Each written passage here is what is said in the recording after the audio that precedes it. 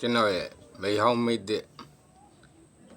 ဇာတာရှင်အပေါင်းတို့ဒီနေ့1389ခုနှစ်တနင်္ဂနွေနေ့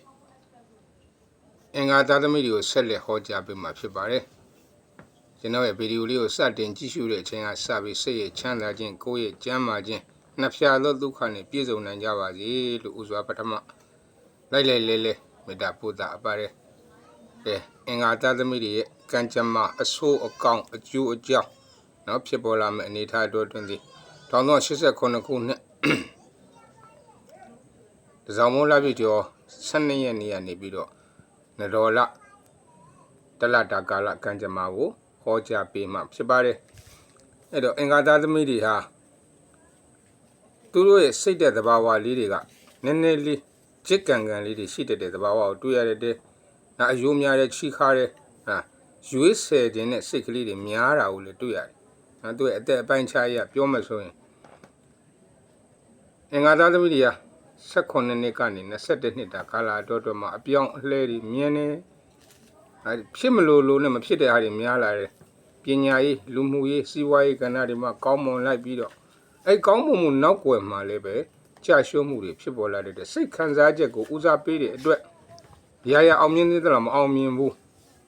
နောက်တစ်ခုကတစိုးတိုးတစောက်ကလှုပ်တဲ့သဘာဝလေးတွေကြောင့်လည်းတနေရာနဲ့တနေရာရွှေ့ပြောင်းရတာတွေမိသားစုနဲ့အဆင်မပြေတာတွေအပြည့်ပါသွားလာမယ်လုပ်ငန်းတွေပြည့်သွားတာတွေ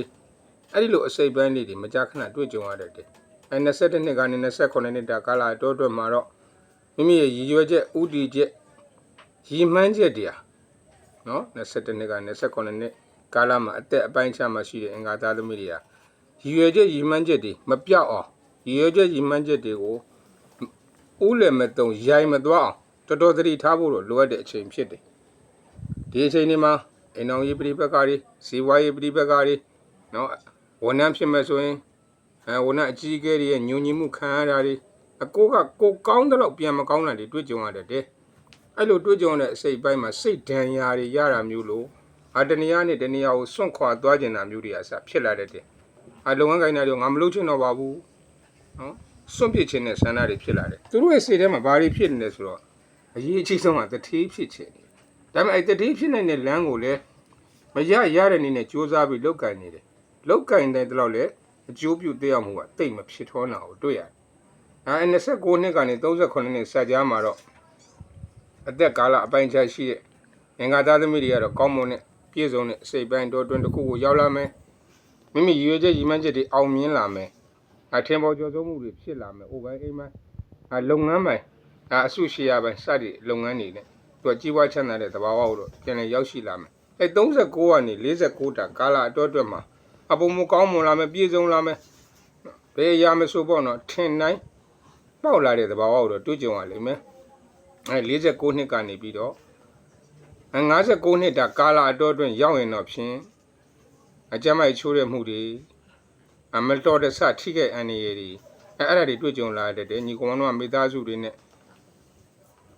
ပြန်လည်ပြည်လည်မှုပြရတာမျိုးတွေနော်လူတန်းလောက်ရတာမျိုးတွေကောင်းကျိုးချမ်းသာမင်္ဂလာဖြစ်တာမျိုးတွေကိုတော့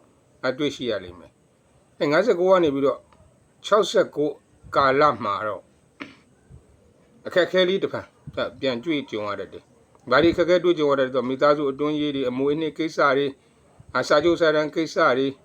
စကားပြောဆိုဖြစ်ရတာဒီပြီးသားကိစ္စတွေပြန်ပေါ်လာတာတွေအဲ့ဒါမျိုးတွေတော့တွေ့ကြုံရတဲ့ဒါပေမဲ့လို့ခိတ္တခဏသာလင်တွေ့ကြုံရနိုင်တယ်ဖြစ်ပြီးတော့နောက်ပိုင်းမှာဇက်တိုက်ကောင်းမွန်တဲ့အစိပ်ပိုင်းတို့ရောက်သွားပါလိမ့်မယ်ဆိုလိုချင်းအိဗေကအင်္ဂါသားသမီးတွေအဓိကအရေးကြီးတဲ့အစိပ်ပိုင်းဒီ22နှစ်နဲ့29နှစ်ဆက်ကြားသည်ဒါအရေးကြီးဆုံးအချိန်ကာလအဲ့ဒီအချိန်ကာလတွေမှာရည်ရွယ်ချက်တွေဆုံးဖြတ်ချက်တွေဥတီချက်တွေမှားယွင်းမယ်ဆိုလို့ရှိရင်တော့တက်တာကာလပတ်လုံးမှာစိတ်ဆင်းရဲမှုတွေချုံနှောင်မှုတွေအဲ့ဒါတွေနဲ့မလွန်မကင်းနေအများကြီးတွေ့ကြုံရတဲ့ဒီကာလအတွင်းဒီအသက်ပိုင်းခြားအတွက်မှာ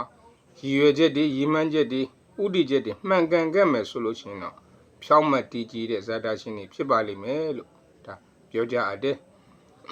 ကျမ်းမာရေးနဲ့ပတ်သက်တဲ့အစိပ်ပိုင်းတို့ပြန်ကြည့်မယ်ဆိုရင်တောက်ကြံတဲ့ရင်သွေးသားနဲ့ပတ်သက်လို့ပဲဖြစ်စေသွေးနဲ့ပတ်သက်လို့ပဲဖြစ်စေဥကောင်းနဲ့ပတ်သက်လို့ဖြစ်စေကြောကုန်းနဲ့ပတ်သက်လို့ဖြစ်စေအဲ့ဒီမှာတော့ယောဂဝေဒနာတွေခံစားနိုင်တဲ့သဘာဝကိုတော့တွေ့ကြုံရတဲ့အဲ့ဒါလေးတနင်္ဂနွေနဲ့အစားအသောက်လေးတွေ ဥပမာပြဥတို့အုံသီးတို့ဟလာစသည်ပြပြင်အဲ့လိုတနင်္ဂနွေနဲ့အစားအသောက်လေးတွေရှောင်ကျင်မဲ့ဆိုလို့ရှိရင်တော့ဝေဒနာတွေကနေကင်းလွတ်တဲ့စိတ်ပိုင်းကိုရောက်သွားလိမ့်မယ်အဲ့တော့အင်္ဂါသားသမီးတွေကောင်းကျိုးချမ်းသာမင်္ဂလာတွေဖြစ်ပေါ်အောင်ငွေကြီးတွေဝင်အောင်အညံ့နေ